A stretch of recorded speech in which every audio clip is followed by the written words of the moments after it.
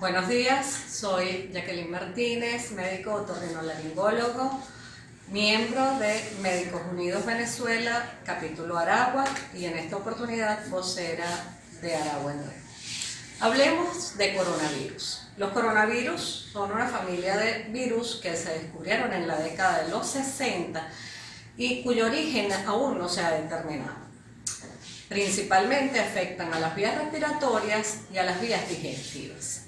Deben su nombre a que su estructura está conformada por su cápsula, por proteínas que se afilan en forma de espiga, formando así una corona, de ahí el nombre de coronavirus.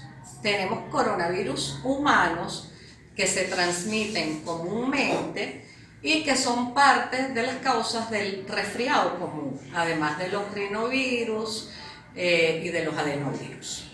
El problema no lo causan los coronavirus humanos, sino aquellos que tienen como reservorio a los animales. Son las llamadas zoonosis, que no es más que aquellas enfermedades que se transmiten de manera natural de los animales al humano o del humano a los animales. En los últimos 18 años hemos tenido 3 brotes epidémicos importantes. Esos son, entre los años 2002 y 2003 ocurrió el SARS o síndrome respiratorio agudo severo, que se originó en China, que afectó a más de 18 países con un total de 8.000 casos y 774 muertes, por lo que la mortalidad se ubicó alrededor del 9.5%. En esa oportunidad se habló de que el reservorio probablemente fue el murciélago. Después surgió en el año 2012, con casos intermitentes hasta la fecha, el MERS o síndrome respiratorio del Medio Oriente. Se originó en Arabia Saudí, ocasionó 2.494 casos hasta la fecha, pero con una mortalidad altísima de prácticamente del 35%, puesto que tuvimos 858 muertes. Los síntomas para este virus pues también eran respiratorios, pero también atacaba el sistema digestivo, puesto que había diarrea. El reservorio, el camello. Pero vamos a la actualidad. ¿Qué tenemos? A partir del 31 de diciembre del pasado año, del 2019, China informa que tiene aproximadamente 30 casos, 27 específicamente, de neumonías en los alrededores de un mercado de Wuhan, que era un mercado marino de animales vivos en su mayoría. Esta ciudad no tiene costa. Wuhan es la capital de la provincia de Hubei y la provincia de Hubei tiene alrededor de 50 millones de habitantes. Para el día 7 de enero, ya autoridades chinas y la Organización Mundial de la Salud confirman que han aislado un nuevo coronavirus, al que entonces denominan 2019 coronavirus o coronavirus de Wuhan. El día 20 de enero ya se nos informa que sí es cierto que hay una transmisión de persona a persona, pero no es hasta el día 30 de enero que la Organización Mundial de la Salud reúne a su comité de emergencia y lo declaran como una emergencia de salud pública internacional. Si recordamos años anteriores, únicamente ha habido 4 casos decretados por la Organización Mundial de la Salud como casos de emergencia de salud pública internacional, como son el H1N1, la influenza, el ébola, la polio y el Zika, del cual nosotros también nos vimos muy afectados. Para la fecha se están reportando más de 28.000 casos a nivel mundial.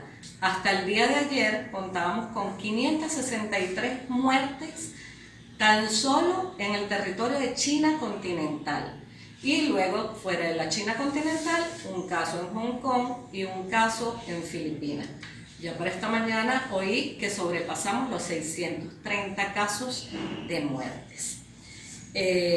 Aún con todo esto, la Organización Mundial de la Salud pues no ha declarado una pandemia y dice que lo que estamos es en una fase epidémica con múltiples brotes, pues ya hemos sobrepasado los 25 países. ¿Cómo se realiza el contagio? El contagio se realiza a través de vías respiratorias y no es más que a través de las goticas respiratorias, que son aquellas que todos producimos al hablar, al estornudar o al toser. Si hablamos de síntomas, los síntomas son los típicos síntomas de cualquier patología viral que ataque las vías respiratorias. Los principales síntomas son la fiebre, la tos seca persistente, congestión nasal, dolor de garganta, cefalea, fatiga, malestar general y la dificultad para respirar o disnea. Su principal complicación, que también causa de muerte, es la neumonía. En cuanto al diagnóstico, ¿cómo hacemos el diagnóstico? En primer lugar, por su clínica, por el interrogatorio, preguntándole al paciente con qué contactos ha estado, de qué lugares proviene, la sintomatología de la que ya hablamos, y luego a nivel de serología a través de una PCR. Prevención. Hablemos de cómo prevenimos. Lamentablemente, actualmente no existe una vacuna para prevenir el coronavirus, aun cuando toda la industria farmacéutica a nivel mundial se ha buscado a eso. ¿Qué podemos hacer? Bueno, en primer lugar, tratar de evitar el contacto con personas enfermas. Si esto es inevitable, entonces el uso de mascarillas, el uso de pañuelos o el ángulo anterior del codo para estornudar y toser, la higiene de las manos a través de una higiene, bien sea con soluciones de alcohol al 70% o simplemente con agua y jabón por un lavado, restregando bien las manos por no menos de 20 segundos. Y bueno, como dije, a tratar de evitar de tocar nuestras caras y las caras de los demás.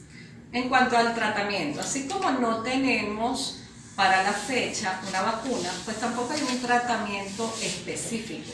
Hasta ahora lo primero que se hace es aislar al paciente y un tratamiento sintomático para cubrir todos esos síntomas de los que hablamos.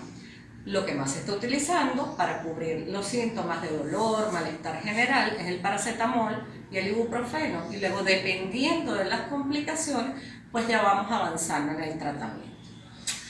Ahora, lo que más nos preocupa es que tenemos o podemos tener coronavirus en Venezuela. Bueno, pues para la fecha no hay coronavirus en Venezuela. Los países de alto riesgo en América, porque en América simplemente está, hasta los momentos, en Estados Unidos 12 casos y en Canadá con 4 casos.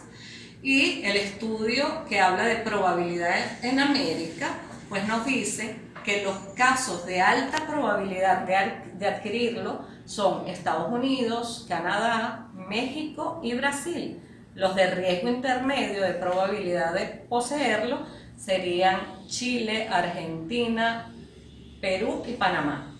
El resto de los países, incluyendo Venezuela, es de riesgo bajo.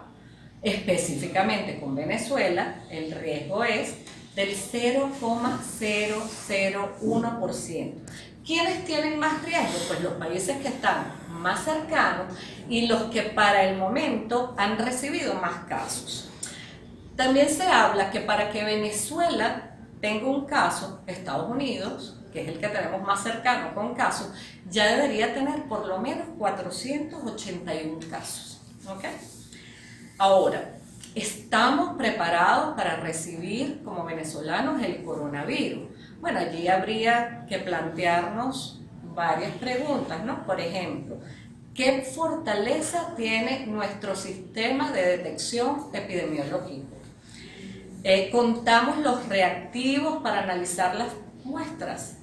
¿Contamos con los insumos necesarios, bien sea reactivos o termómetros digitales, tanto en nuestros hospitales como en puertos, aeropuertos, para poder diagnosticar pacientes? Una vez que lo tengamos, contamos con mascarillas a nivel de todos los hospitales, no solo para los pacientes, sino también para todo el personal de salud.